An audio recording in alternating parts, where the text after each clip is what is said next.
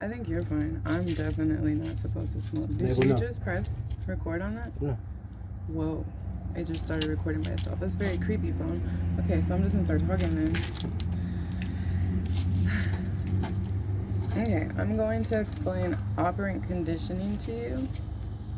It is a theory that we use in behavior modification. It was invented by B.F. Skinner. He was a psychologist. I don't remember from what year. He made the Skinner box, and that was where they trained rats to hit a lever in order to release food, and then a shock was added eventually so they could experiment and understand how behavior can be affected by a stimulus. In operant conditioning, a positive adds something and a negative takes it away, but it doesn't make it good or bad. It just describes how the stimulus is affecting the behavior, I think. That's how you're supposed to know. A reinforcement encourages behavior that we want to see happen, making it more likely to happen again.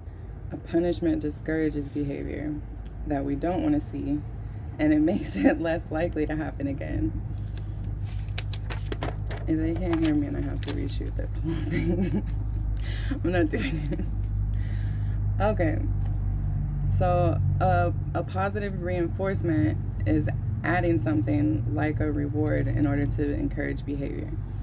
A negative reinforcement is taking something away, a stimulus that's adversive in order to encourage behavior.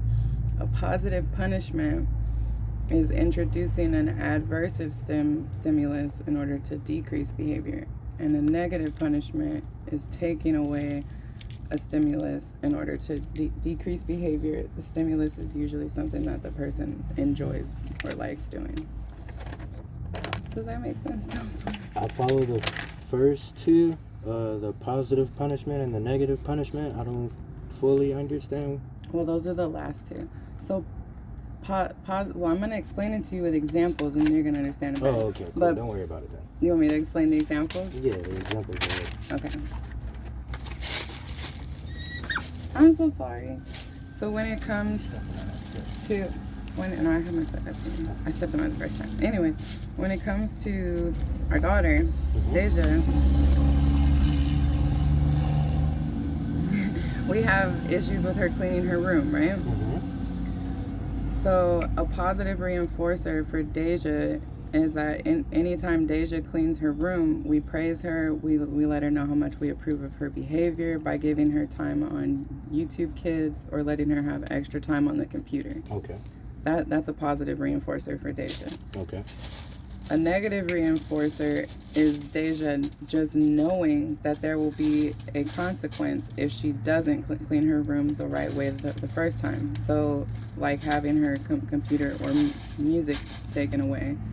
Just her knowing that consequence could come is a negative reinforcer, which makes her less likely to behave in the way that we don't want her to. Okay.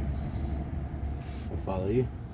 A positive punishment for Deja and how we could use it to change her behavior is by adding more chores when she fails to follow the directions. So with a positive punishment, we add something that the person does not like. Oh, I see what you're saying. In order to change their behavior. A negative punishment would be us taking away her ability to listen to music while she cleans because she wasn't following the directions. So where the negative reinforcer was just her knowing that there was a consequence, so she doesn't act the way that we don't want her to.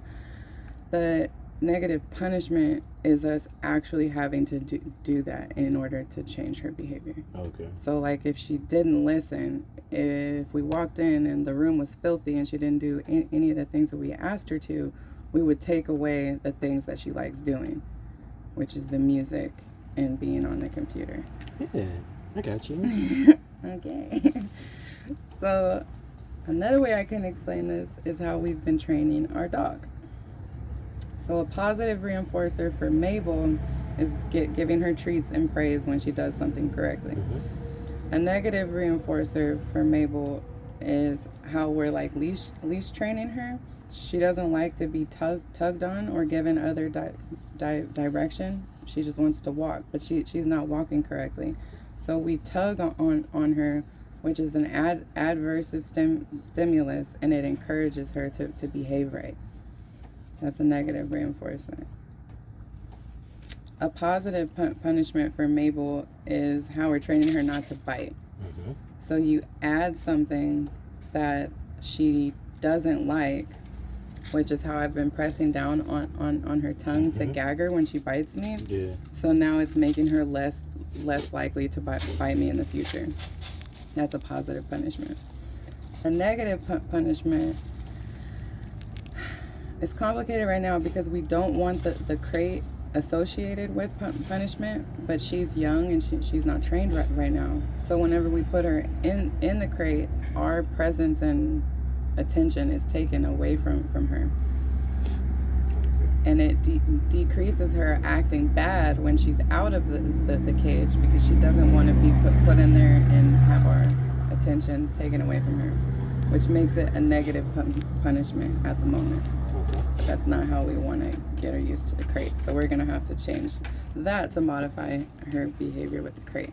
Real quick. Mm-hmm. So the negative punishment, the example that you gave for our daughter, you said that the process of her knowing that it could be taken away was the negative punishment. That's the negative reinforcer, which is different from the actual punishment. Gotcha. And punishment doesn't mean something bad. You have to remember that. It's just a way to like manipulate a person's behavior.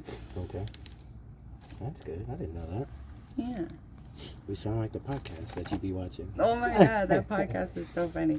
Well, that's all I had to explain to you today. So hopefully y'all understand operant conditioning.